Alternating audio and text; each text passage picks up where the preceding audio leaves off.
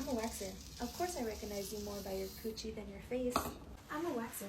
Of course I tell all my first-time clients, it's not that bad. I'm a waxer. Of course I have a stool for all my short clients to get on my bed. I'm a waxer. Of course there's a free therapy session with every appointment. I'm a waxer. Of course I stay stocked up on feminine hygiene products. I'm a waxer. Of course I always have retail products on hand.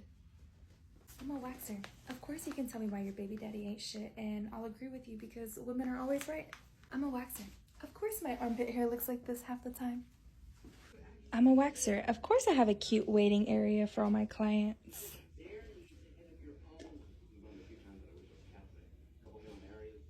I'm a waxer. Of course I don't care if you come in for a Brazilian and your legs are hairy, so you don't have to apologize. I'm a waxer. Of course I'm licensed and I don't have a picture on my license. Duh.